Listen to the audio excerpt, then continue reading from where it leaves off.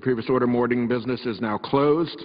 Under the previous order, the Senate will proceed to executive session to consider the following nominations, which the clerk will report. Nominations: Alison J. Nathan of New York to be United States District Judge, Susan Owens Hickey of Arkansas to be United States District Judge, Katherine B. Forrest of New York to be United States District Judge. Under the previous order, there will be 2 hours for debate with respect to these nominations, with the time equally divided in the usual form. Mr. President, Senator from Vermont. I would ask consent that, notwithstanding the 2 hours, it's now 10 minutes past 12, that the 2 hours be deemed as having begun at 12, so that the first vote will be at 2 o'clock. Without objection. And with the time equally divided as under the normal agreement. Without objection. And at the time on quorum calls, I'd ask the consent that time on quorum calls be equally divided. Also without objection. Well, now, with votes today on 3 of the 30 judicial nominations reported favorably by the Judiciary Committee, and the Senate will complete action on the nominations that were part of the unanimous consent agreement reached 3 weeks ago prior to the last recess. I do want to thank the Majority Leader for pressing at that time for Senate votes on all 27 of the judicial nominations then on the executive calendar. Fortunately, the Republican leadership would consent to vote on only 10 of those long-stalled nominations. So even after today's vote, we're back where we started with 27 judicial nominations on the calendar. Now, like the nominations we considered last week and earlier this week, all 3 of the district court nominations the Senate considers today were reported favorably by the committee months and months ago, the bipartisan vote. They've all been fully considered by the Senate Judiciary Committee. They've all been through a thorough vetting process. They were all ready for a final Senate vote well before the August recess. But we're only considering them now, halfway through October. As I said, when the Senate returned from the September recess with votes in 6 long pending nominations, I hope that these votes are an end to the unnecessary stalling on nominations. I'm not quite sure why Senate Republicans have stalled them. I hope they will stop. I hope the Senate will build on these votes and make real progress in addressing a crisis in judicial vacancies that's gone on far too long. That's to the detriment of our courts, but also the American people. Most people go to court. They don't consider themselves Republicans or Democrats. They just know they have a reason to go to court. But they find now a lot of empty courts, vacant courts. They can't get their cases heard. And justice delayed is, as we know, justice denied. Votes on 4 to 6 judicial nominees a week can't be the exception if we're to bring down the judicial vacancy rate that remains above 10%. We have 92 vacancies on federal courts across the country. That affects tens of millions of Americans. Votes on 4 to 6 nominations, what's required throughout the year to make a real difference. So I hope that my friends on the other side of the aisle will join and let us do that for the good of the nation. We need a return to regular order where the timely consideration of consensus qualified nominees is not the exception but the rule.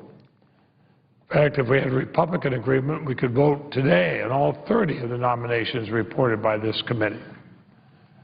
For years that I've been here with both Republican leadership and Democratic leadership, Republican presidents and Democratic presidents, especially with district courts, when they're voted out of the committee with a bipartisan majority or voted out unanimously, they're voice voted within a matter of days. That has changed. And it's only changed for this president. I don't think that's right. Of the 27 judicial nominations that are going to remain on the executive calendar tomorrow, that's 27. That's really, we never saw that before. 25 of them were reported with unanimous support of every single Democrat, every single Republican serving on the Judiciary Committee. All of them have the support of their home state senators. 13 of them have Republican home state senators who support them. In the past, I've been here with President Ford, President Carter, President Reagan, President George H.W. Bush, President Clinton, President George W. Bush. Every one of those presidents, in this sort of circumstance, they'd just be voice voted and moved along. Only President Obama are Republicans blocking those judges that were voted on unanimously by every Republican and Democrat Judiciary Committee. I don't know what is different about this president that they would do that, but it wasn't done with the other Democratic or Republican presidents I've known since I've been in the Senate. More than half of all Americans, almost 170 million, live in districts or circuits that have a judicial vacancy that could be filled today. Could be filled today if the Senate Republicans just agreed to vote on just those nominations that were reported favorably by Republicans and Democrats on the Judiciary Committee. As many as 25 states are served by federal courts with vacancies that be filled by these nominations, 25 of the 50 states. Millions of Americans across the country are harmed by delays in overburdened courts. So I said we have 27 judicial nominations remaining on the calendar. 25 of them voted for unanimously. It's unprecedented to have them held up. And I'd ask the Republican leader to explain to the American people why they will not consent to vote on the qualified consensus candidates nominated to fill these extended judicial vacancies.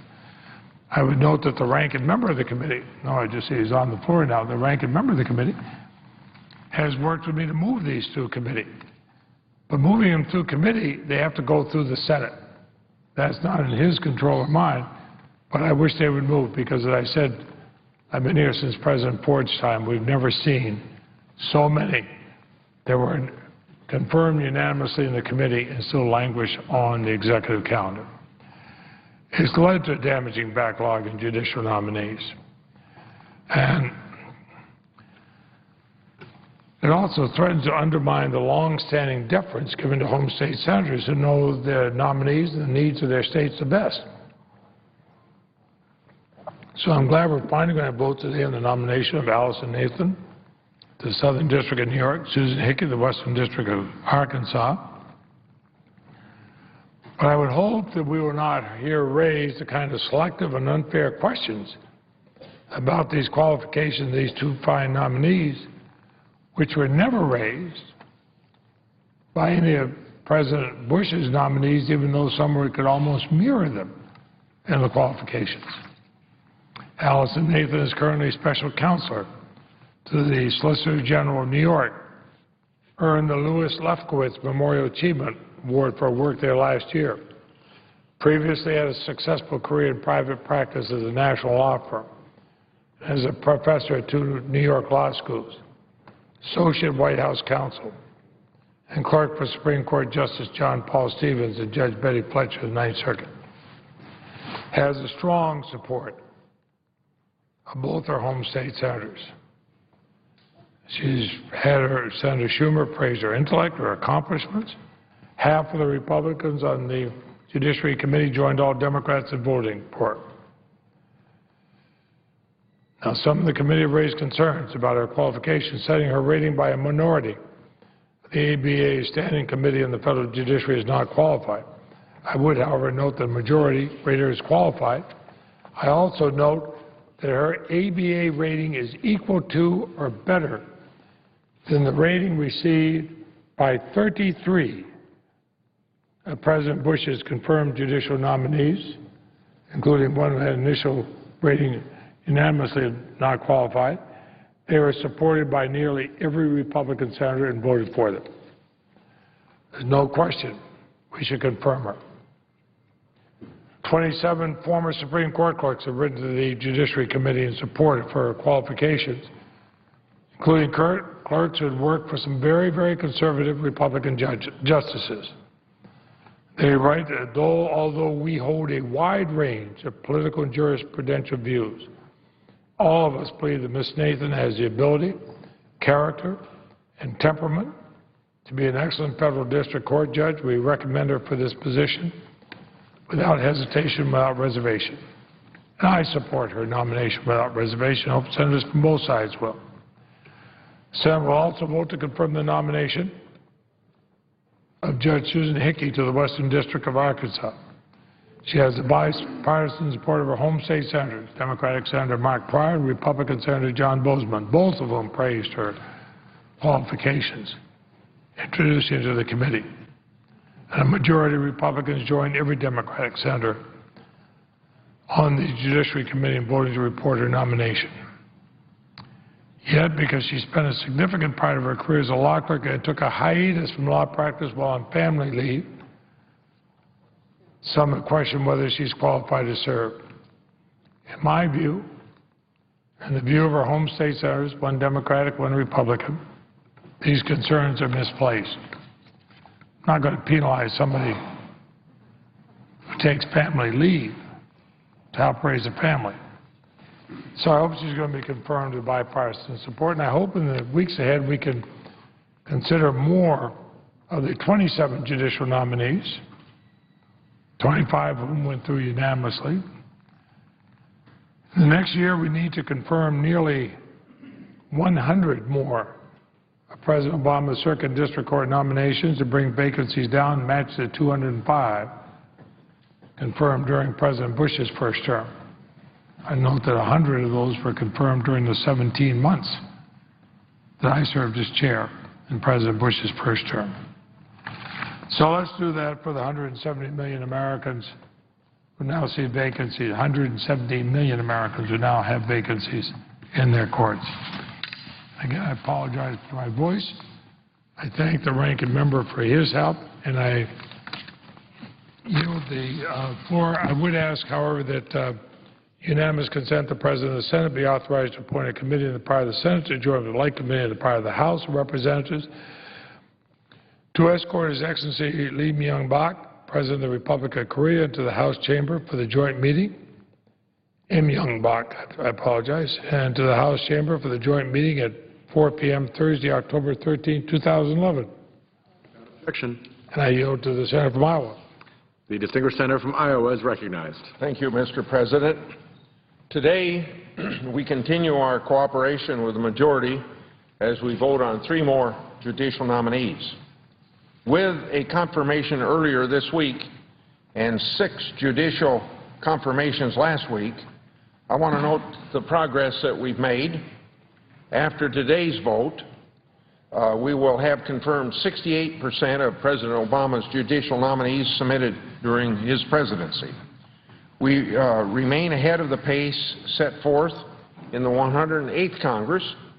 We've already held hearings on over 84% of President Obama's judicial nominees this Congress, while at this point in the 108th Congress, only 77% of President Bush's judicial nominees had their hearing. Just this morning, the Judiciary Committee reported 5 more nominees to the Senate floor, totaling over 77% of President Obama's judicial nominees receiving favorable votes out of our committee. That is compared to only 72% of President Bush's judicial nominees receiving favorable outcomes at this point in the 108th Congress. This indicates the bipartisan effort taking place to move consensus nominees forward, despite what we hear from the other side about obstruction and delay. The advice and consent function of the Senate is a critical step in the process. In Federalist Papers 76, Alexander Hamilton wrote, quote, "To what purpose, then, require the cooperation of the Senate?" I answer that the necessity of their concurrence would have a powerful, though in general, a silent operation. It would be an excellent check upon the spirit of the favoritism in the President and would tend greatly to prevent the appointment of unfit characters from state prejudice, from family connection, from personal attachment, or from a view of popularity. That's the end of the quote of Alexander Hamilton, Federalist Paper 76. So, let me say in other words about what Hamilton said. The Senate has a role in preventing the appointment of judges who are simply political favorites of the President or of those who are not qualified to serve as federal judges. So let me remind my colleagues of what then Senator Obama stated about this duty. 6 years ago, in connection with the attempted filibuster of Janice Rogers Brown, our President now, then Senator, said this, quote, "Now, the test of a qualified judicial nominee is not simply whether they're intelligent. Some of us who attended law school or were in business know that there are a lot of real smart people out there whom you would not put in charge of stuff. The test of whether a judge is qualified to be a judge is not their intelligence, it is their judgment," end of quote. A few months later, on January the 26th, 2006, when debating the Alito nomination, then Senator Obama said this, quote, "There are some who believe that the President, having won the election, should have the complete authority to appoint his nominee, and the Senate should only examine whether or not the justice is intellectually capable and an all-around nice guy. That once you get beyond intellect and personal character, there should be no further question whether the judge should be confirmed." I disagree with this view. I believe firmly that the Constitution calls for the Senate to advise and consent. I believe that it calls for a meaningful advice and consent that includes examination of judges' philosophy, ideology, and record, end of quote, of then Senator Obama. So you can see some differences between what Senator Obama said on a couple different occasions on the Senate floor and also how there's some disagreement with what Alexander Hamilton said in the Federalist Papers 76. So our inquiry of the qualifications of the nominee must be more than intelligence, a pleasant personality, and a prestigious clerkship. At the beginning of this Congress, I articulated my standards for judicial nominees.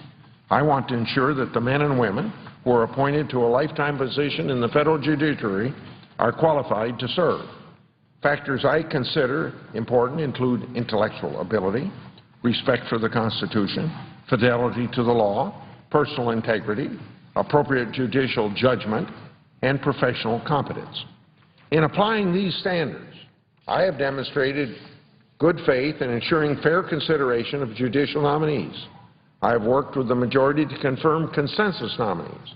However, as I've stated more than once, the Senate must not place quantity confirmed over quality confirmed. These lifetime appointments are too important to the federal judiciary and the American people to simply rubber stamp them. Although we have had a long run of confirming consensus nominees, two of the nominees on which we are about to vote come with some reservation. Ms. Nathan and Judge Hickey both have had limited experience in the courtroom. They have failed to meet even the minimum qualifications that the ABA says that it uses in rating process.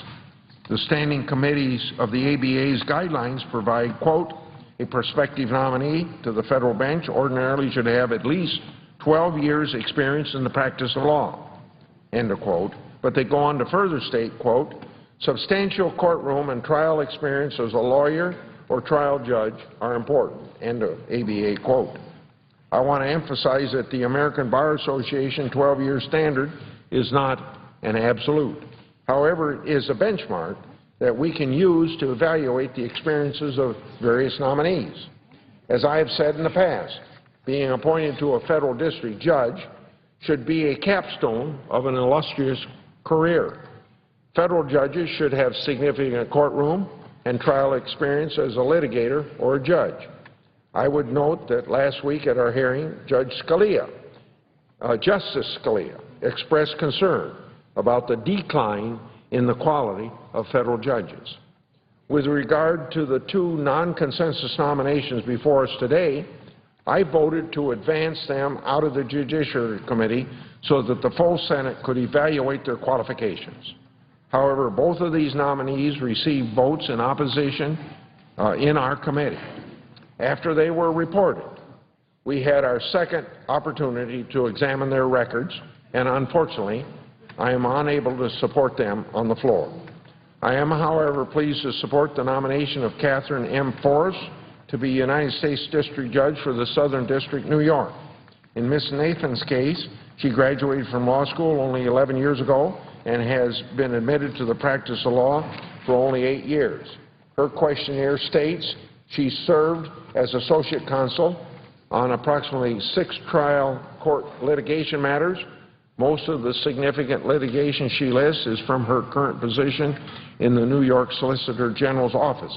In addition, I'm concerned about her views on Second Amendment rights, on the death penalty, on the use of foreign law, and her remarks regarding the Bush administration's war on terror. Judge Hickey has served as a state court judge for about 1 year. Her questionnaire indicates she has presided over 2 criminal bench trials, a speedy DWI case, and a second speeding case. Prior to that, she spent about 7 years as a senior law clerk, Western District, Arkansas. Early in her career, 1981 to 84, she was staff attorney with Murphy Oil Company.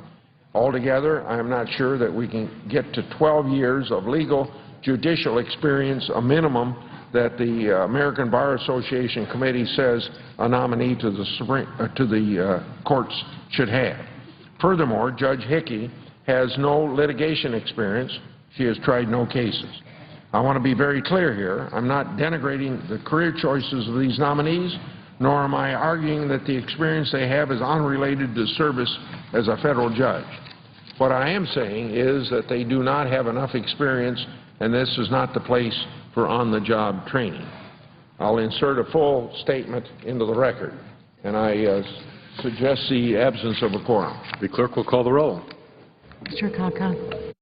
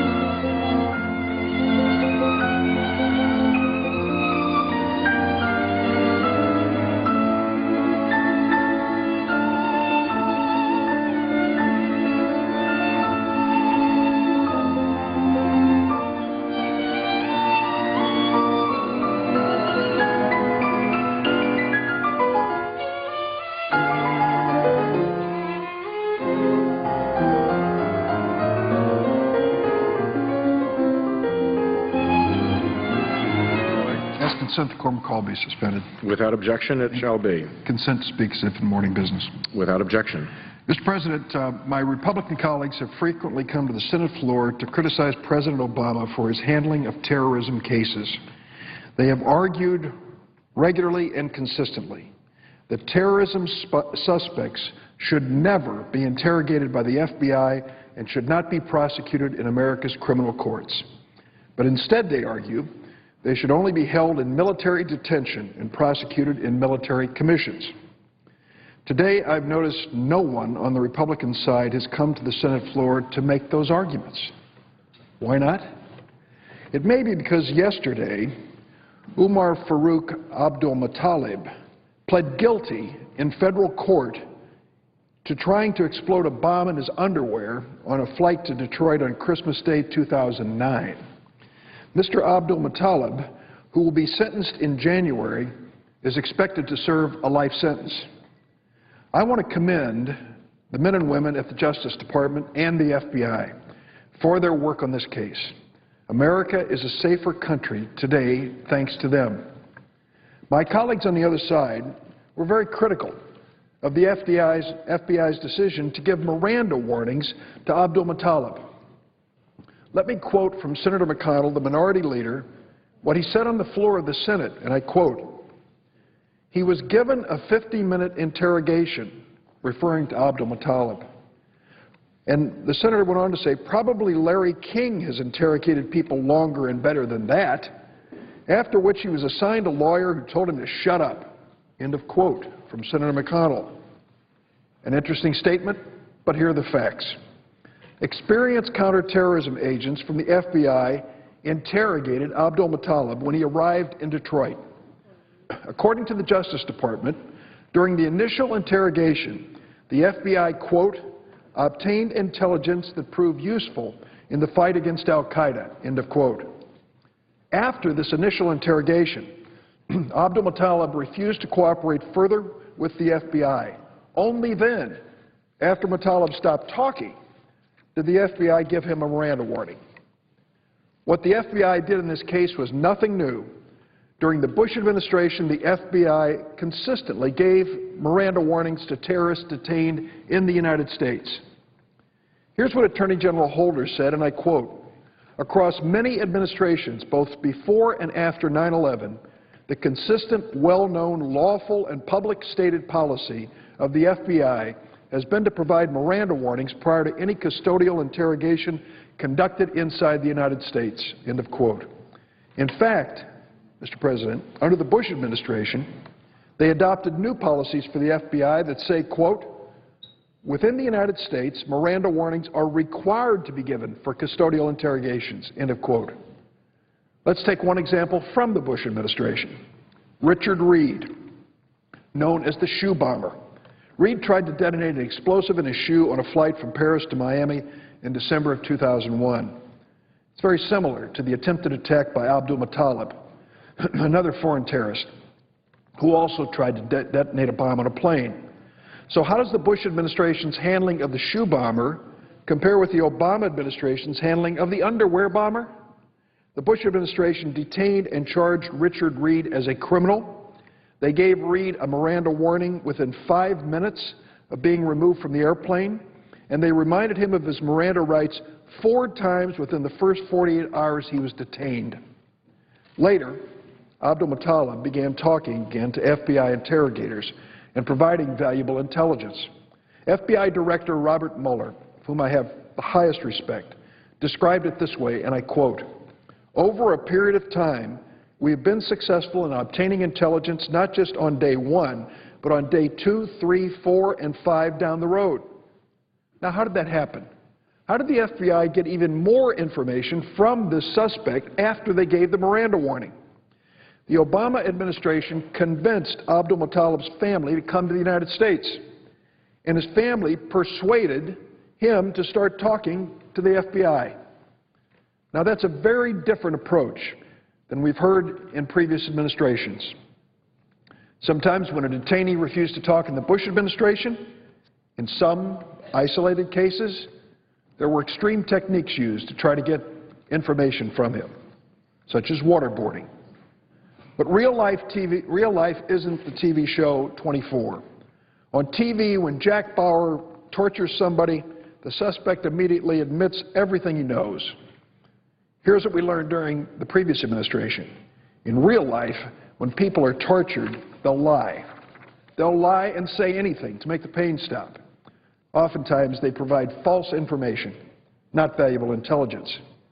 Richard Clark was senior counterterrorism advisor to President Clinton and President George W. Bush. Here's what he said about the Obama administration's approach, and I quote, "The FBI is good at getting people to talk. They've been much more successful than the previous attempts of torturing people and trying to convince them to give information that way." End of quote.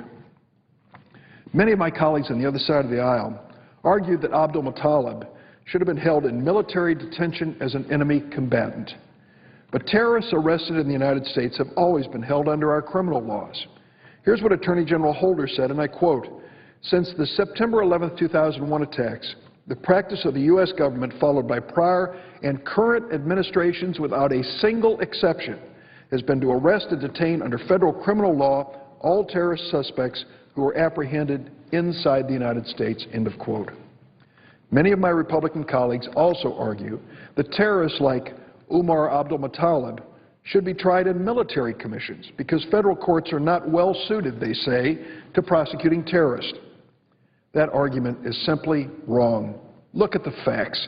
Since 9/11, more than 200 terrorists have been successfully prosecuted and convicted in our federal courts. Here are just a few of the terrorists who have been convicted in federal courts and are serving long prison sentence. Ramzi Youssef, the mastermind of the 1993 World Trade Center bombing. Omar Abdul Rahman, the so-called blind sheik. 20th 9/11 hijacker Zacarias Moussaoui. Richard Reed, the shoe bomber. Ted Kaczynski, the Unabomber. Terry Nichols, the Oklahoma City co-conspirator. And now Abdul Muttalib. Compare this with the track record of military commissions. Since 9/11, 4 individuals have been convicted by military commissions. More than 200 in the courts, 4 in military commissions. And 2 of those individuals spent less than a year in prison, having been found guilty by a military commission, spent less than a year in prison, are now living freely in their home countries of Australia and Yemen. General Colin Powell, the former head of the Joint Chiefs of Staff and Secretary of State under President Bush, supports prosecuting terrorists in federal courts. Here's what he said about military commissions. This is from General Powell, and I quote, "The suggestion that somehow a military commission is the way to go isn't borne out by the history of the military commissions." End of quote. Military commissions, when it comes to terrorism cases, are an unproven venue, unlike federal courts. Former Bush administration Justice Department officials James Comey and Jack Goldsmith also support prosecuting terrorists in federal court. Here's what they say. There is great uncertainty about the military commission's validity. This uncertainty has led to many legal challenges that will continue indefinitely. By contrast, there is no question about the legitimacy of U.S. federal courts to incapacitate terrorists. End of quote. I say to my colleagues, after a steady parade of speeches on this Senate floor by the Senate Republican leader and others about how we cannot trust our federal court system to prosecute terrorists, how we should take care to never let the FBI do this important job, the facts speak otherwise.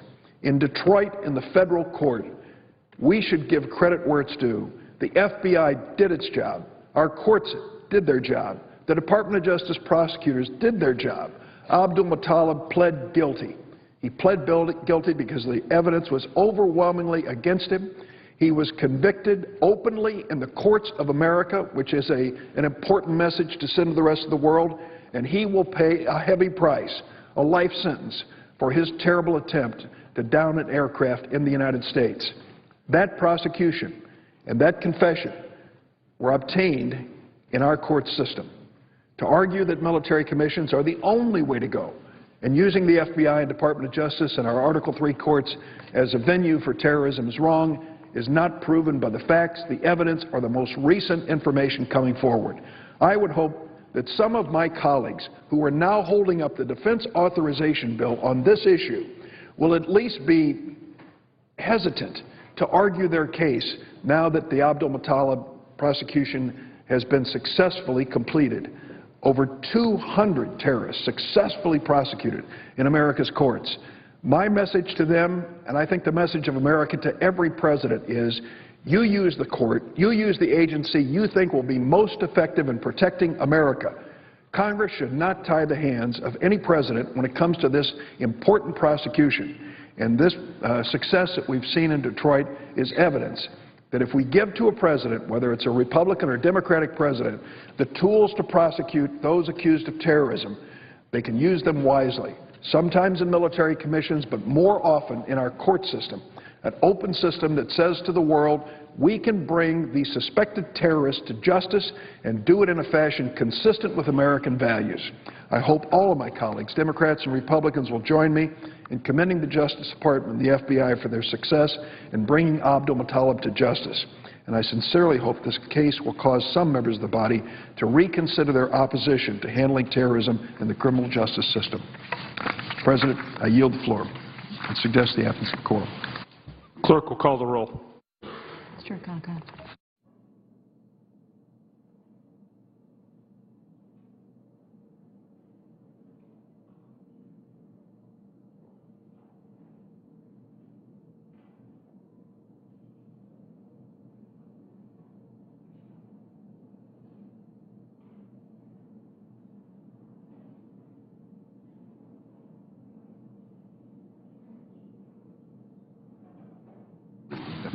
Listening to you. That'll teach me. Mr. President, The Assistant Majority Leader. I ask consent the quorum call be suspended. Without objection. Consent to speak as if in morning business. Without objection. Mr. President, the events of this week are an indication that much still remains to be done here in Washington to deal with the state of our economy. With 14 million Americans out of work, it is high time that both political parties find a way to develop a plan to move this country forward and to create jobs. When the President spoke to Congress a little over 4 weeks ago, he laid out at least the foundation of a plan and later provided the details. But time and again, President Obama has said to the Republican leadership, I am open to your ideas. Bring them forward. Let's put them in a combined effort to make America a stronger nation and to find our way out of this recession. But unfortunately, we've not heard suggestions from the other side. We had an important vote Tuesday night, and sadly, the Republican filibuster prevailed. The Republicans, because they didn't want to move the President's bill to consideration on the floor of the United States Senate, voted every single one of them against President Obama's efforts to put America back to work. I don't think that that's going to be a position which is easily defended back home. Whether you agree or disagree with President Obama, the American people expect Democrats and Republicans to enter a dialogue to help this country. We have to give on the Democratic side. They should be prepared to give on the Republican side. And let's try to find some common ground. There are just too many instances here where we fight to a face-off and then leave. And the suggestion that yesterday's efforts to pass 3 free trade agreements with Korea, Panama, and Colombia are going to turn the economy around I'm not sure are even close to being accurate. I supported 2 of those trade agreements, and I think they will help create jobs and business opportunities in America in a longer run. But in the near term, not likely so. What we need to do is to work on things that have been proven to be successful to move this economy forward. Let's start with the basics. Working families struggle from paycheck to paycheck. Many families don't have enough money to get by. They're using food pantries and other help to survive in this very tough economy. So President Obama said the first thing we need to do is to give a payroll tax cut to working families so that they have more money to meet their needs. What it boils down to in Illinois, where the average income is about $53,000 a year, is the equivalent of about $1,600 a year in tax cuts for working families. That's about $130 a month, which many senators may not notice, but people who are struggling to fill up the gas tank and put the kids in school can use $130 a month. The President thinks that's an important part of getting America back on its feet and back to work, and I support it. That was one of the elements that was stopped by the Republican filibuster on Tuesday night. The second thing that the President proposes is that we give tax breaks to businesses, particularly small businesses, to create an incentive for them to hire the unemployed, starting with our returning veterans. It's an embarrassment to think that these men and women went overseas and risked their lives fighting an enemy and now have to come home and fight for a job. We ought to be standing by them, helping them to get to work. And that's one of the elements in the President's bill that was also defeated by the Republican filibuster on Tuesday night. The President went on to say, we ought to be investing our money in America. If we put people to work, let's build things that have long-term value. One of the things he suggested was school modernization. I visited some schools around my state, and I'm sure in the state of Colorado and other places, there are plenty of school districts struggling because the tax base has been eroded by declining real estate values, and these districts need a helping hand.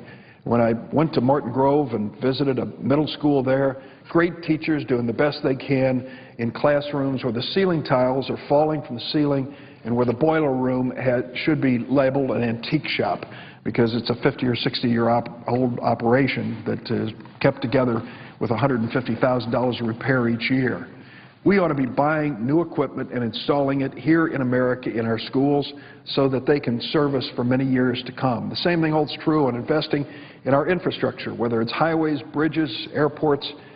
Make no mistake, our competitors around the world are building their infrastructure to beat the United States, and those who want us to retreat in this battle are going to be saddened by the consequences if they have their way. President Obama said, invest this money in putting Americans to work, to build our infrastructure, rebuild our schools, build our neighborhoods in a way that serves us for years to come. The President is also sensitive to the fact that in many parts of America, including Illinois, there are school districts and towns that have had to lay off teachers and firefighters and policemen. It doesn't make us any safer, and it doesn't make our schools any more effective. And part of the President's jobs package is to make sure that those teachers, as well as policemen and firefighters, are at least some of their jobs will be saved. In Illinois, over 14,000 of those jobs will be saved by the President's bill. Now, what really brings this bill to a screeching halt in the debate is the fact that the President said we should pay for this. Let's come up with the money that's going to pay for the things that I just described. And his proposal is a simple one. It says that those who make over $1 million a year will pay a surtax of 5.6%, over $1 million a year in income. That's over $20,000 a week in income. And these folks would pay 5.6% surtax, and that surtax would pay for the jobs bill.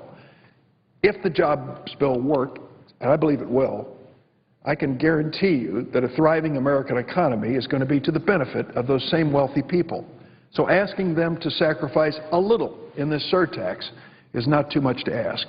Unfortunately, although some 59% of Republicans support this millionaire surtax, not one of them serves in the United States Senate. We need to have a bipartisan effort to make sure this is paid for in a reasonable way. The alternative we've heard from the other side that mounted this filibuster against President Obama's jobs bill is that we ought to return to the old ways of doing things. Tax cuts for wealthy people, not new tax burdens, but tax cuts for wealthy people. They argue that the people who make over $1 million a year are the job creators. That's a phrase they use, job creators. A survey came out yesterday from the General Accounting Office, and what it said was 1% of those making over $1 million a year actually own small businesses. Most of them are investors. And although there's, I'm sure, a worthy calling of being an investor, they are not the job creators that they're described to be.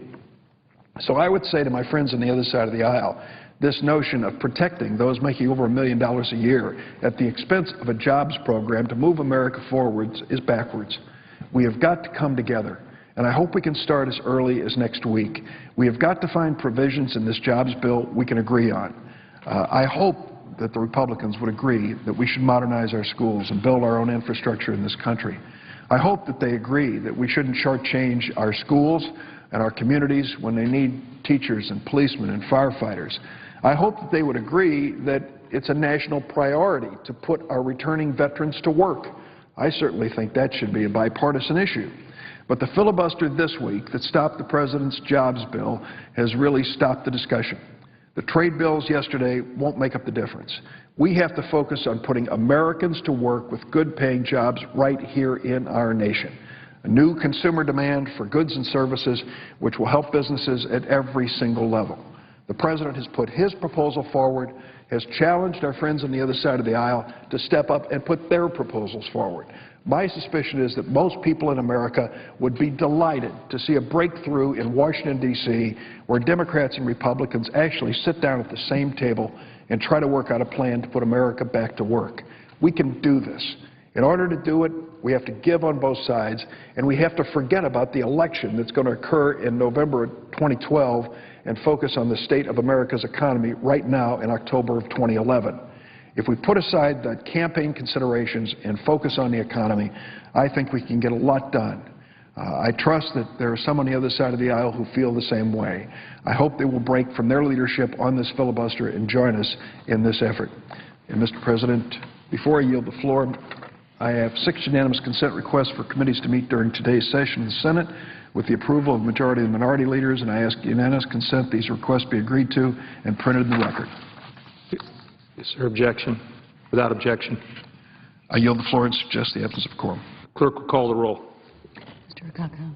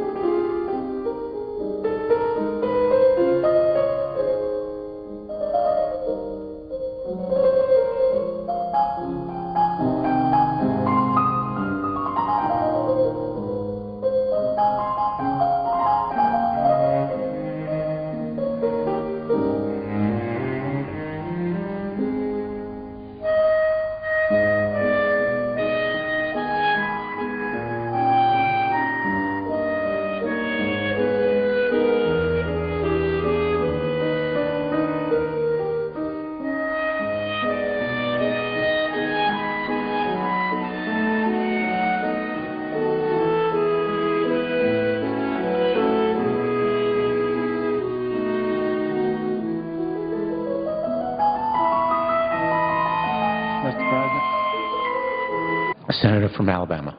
I would ask that consent that the quorum call be dispensed with. Without objection. Mr. President, I'd like to speak a few moments on the nomination of Alison Nathan to be the United States District Court Judge for the Southern District of New York. This is a highly important position, one of the more prestigious courts in the country that handled some of the nation's most complex cases. And it's my observation, having practiced over 15 years full-time trying cases before federal judges, that the office is of extreme importance, and you need good judgment, good experience, good integrity, proven stability before you give a person a lifetime appointment to such an office. It's just an important matter. And I vote for overwhelmingly vote for the nominees of the President. I believe in giving the President deference in those nominations. But I do believe we need to hold the President accountable and to scrutinize the nominations in a fair way and to not hesitate to push back and say no if a nominee does not meet those requirements that are necessary to be a good judge. I believe Ms. Nathan is one of a number of President Obama's nominees who believe that American judges should look to foreign law in deciding cases, and she has other indications that suggest that she is not committed in a deep and understanding way to the oath that federal judges take, and that oath is that you serve under the Constitution and under the laws of the United States. And that's so simple and so basic that it goes almost without saying, but it is a part of the historic oath that judges take. And I believe that oath and that commitment to serving under the United States Constitution, under United States laws, is critical to the entire foundation of the American rule of law. It's so magnificent. We have the greatest legal system in the world. And by and large, our federal judges are just magnificent, and it is a strength both for liberty and civil rights and economic prosperity that we maintain a judiciary at a high level. So one of the things that causes me concern, there's several, but this one I'll just mention, is her belief that American judges should look to foreign law in deciding cases. I mean, this is not a little bitty matter. It's a matter of real national import. It offends people. Some people, non-lawyers, get offended. They think that they shouldn't do that. And they are right, but just because people are upset about it and get angry about it doesn't mean it's not a deep, legitimate concern and can be a disqualifying factor in whether a person should be on the bench or not. What law do they follow? United States law or foreign law? So, in a book chapter published less than 2 years ago, Ms. Nathan suggested that the cases leading up to the Supreme Court case of Roper versus Simmons, which was a death penalty case, showed legal progress.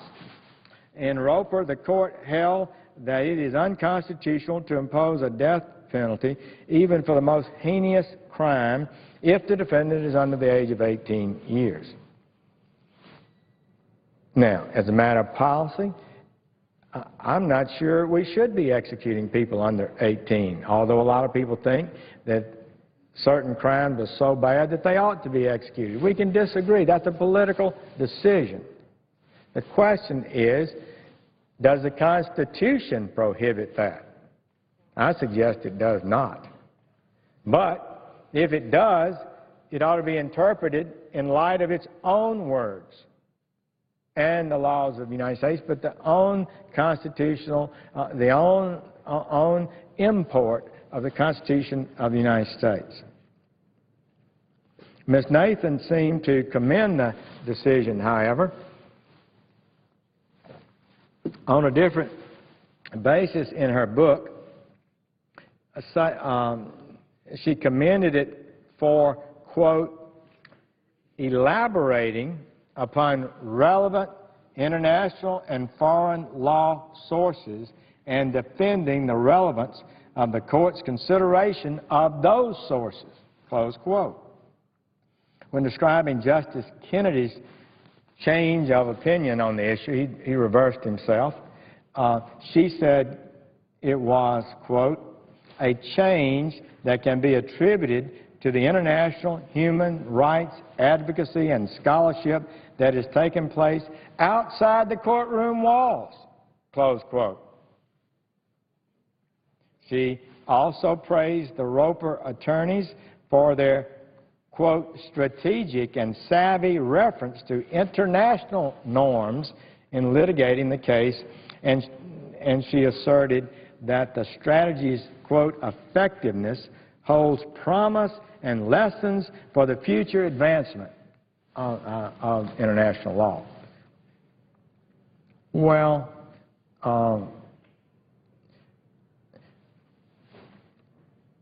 she went further and suggested that the reason the Supreme Court does not look to foreign law more often is because the justices simply do not understand the international law argument. She's been practicing law about 10 years, 9, I guess, at the time she wrote this, so she knows more about the issues relating to international law than the justices that have been on the bench for decades, many of them constitutional professors.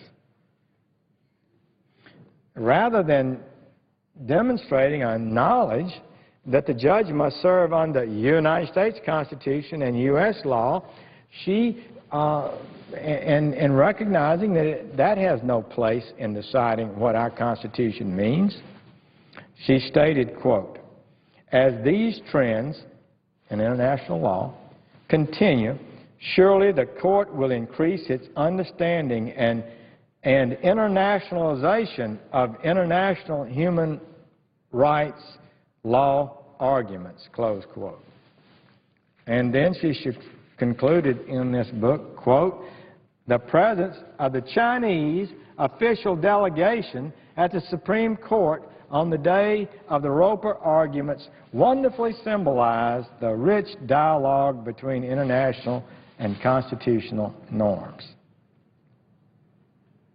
So what she's calling for there is a dialogue, presumably, between Chinese law, international law, and constitutional norms. Pretty plainly. In a book, not just an off-the-cuff comment, but in a serious book about her philosophy and approach to law. And I'm troubled by that. I believe judges have to be bound. They're not free to impose their view. And Justice Scalia and others have criticized, devastated, really, this international law argument. Now, there's no, in my view, the debate that's gone forward in circles, including the academy and law schools, it's clearly been a victory for the people who understand that it's our Constitution. We didn't adopt the laws of China, if they're ever enforced, which they're not, except by the government when it suits them. We didn't adopt laws in France. We didn't adopt laws in Italy or Brazil, Yugoslavia. That's not what binds us. That's not what judges serve under. They serve under our law. So I think it is a dangerous philosophy. It strikes at the heart of what the Anglo-American rule of law is all about. That law is adopted by the people of the United States. And that's the law judges must enforce, laws passed by the people of the United States.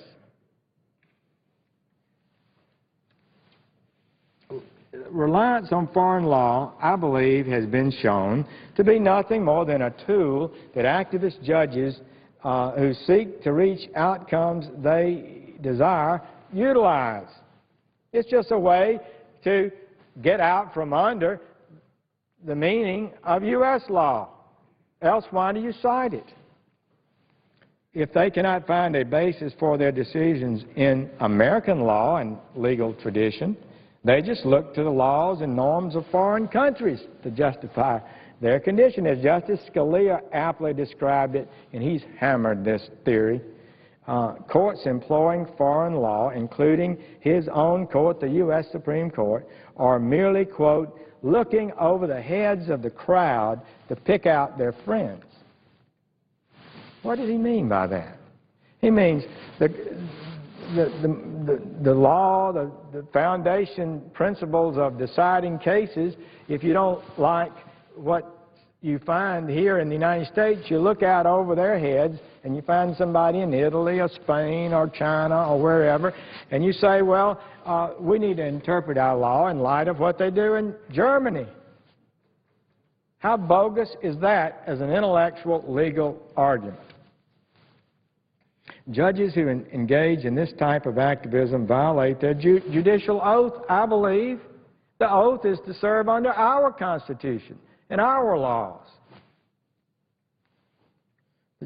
It requires judges to evaluate cases in that fashion, not the laws of other countries. Other countries don't have the same legal heritage we have. They don't value the same liberties and the same fundamental freedoms that are enshrined in our Constitution. The decisions of foreign courts have absolutely no bearing on a decision of a judge in a U.S. court. And nominees who disagree with that really fundamentally can disqualify themselves for the bench. It's very hard for me to believe that I should vote to confirm a judge who is not committed to following our law, who believes they have a right to scrutinize the world, find some law in some other country, and bring it home and use that law so they can achieve a result in the case they wanted. There are a number of other concerns I have with Ms. Nason's record, not the least of which are her views on individual rights to bear arms. You know, we have a constitutional amendment on the right to keep and bear arms. The right to keep and bear arms shall not be abridged. That's an odd thing compared to France or Germany or Red China. But it's our law, and we expect judges to follow it whether they like it or not. That's what our Constitution says. Suffice it to say, I believe her record evidences an activist viewpoint. Perhaps if she had more legal experience, she would have a better understanding of the role of a judge. She has only become a lawyer in 2000, 11 years ago, and has had limited time in a courtroom. Evidently, the American Bar Association recognizes this. The ABA gives ratings to judges, and a minority of the members of that committee, not the majority, but a minority, rated her not qualified.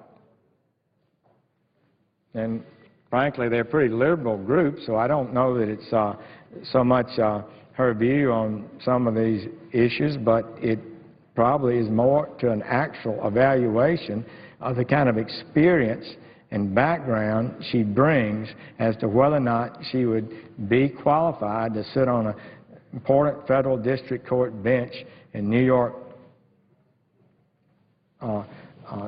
Southern District of New York, one of the premier trial benches in the world, America. And I think that's is a matter that we should think about as we evaluate it. So this is a very serious shortcoming for a number of reasons. Litigating in court is valuable experience. It provides insight to someone who would be a judge. It helps make them a better judge if they've had that experience. And understanding that words have meaning and consequences. When you see people get prosecuted for perjury, or you see million-dollar contracts decided this way or that way based on the plain meaning of words, you learn to respect words.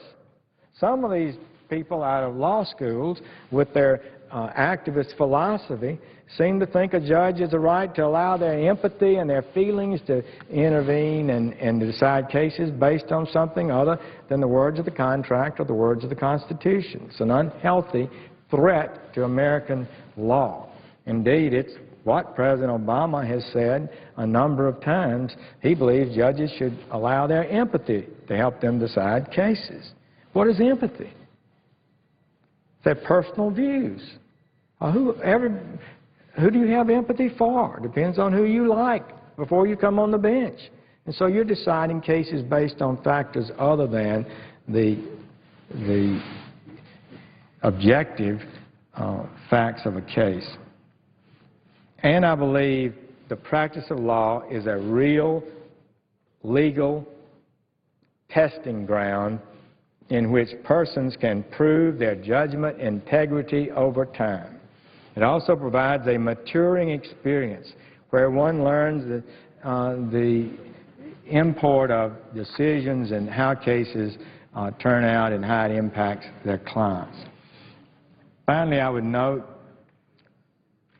we'll just say a little bit, seasoned lawyers develop reputations. When you've seen them in court many times and they've had experience there, people know if they've got good judgment. You know if they're solid, if you know they're men and women of integrity. And you have that opportunity to establish a reputation in such a short period of time in practicing law, and some odd positions she's taken over the years, I think justify raising serious questions about her understanding of the role of a judge in our system. I would note that the Concerned Women for America, the Family Research Council, and the Judicial Action Group opposed this nomination. In a letter sent to all senators today, the Concerned Women for America noted that Ms. Nathan's, quote, biases are so ingrained and so much the main thrust of her career that it's not rational to believe she will suddenly change once confirmed as a judge. Rather, it is reasonable to conclude she would use her position to implement her own political ideology, close quote. So I have reached the view that the factors I've noted, her open defense of the idea that judges can use sources other than our law to decide cases, and her lack of experience and proven record of good judgment and legal skill, the fact that the ABA minority said she was not qualified to be on the bench, justifies a vote in opposition to this nomination. I won't block the nomination. They'll have her up and down vote. And but I do think, in my best judgment, and that's all I have, my best judgment of looking at the resume, looking at how thin her experience is, her position on a number of issues indicates to me that she has the real potential to be an activist judge, not faithful to the law. For that reason, I will vote no. I would note the absence of a quorum. Excuse me, Mr. President.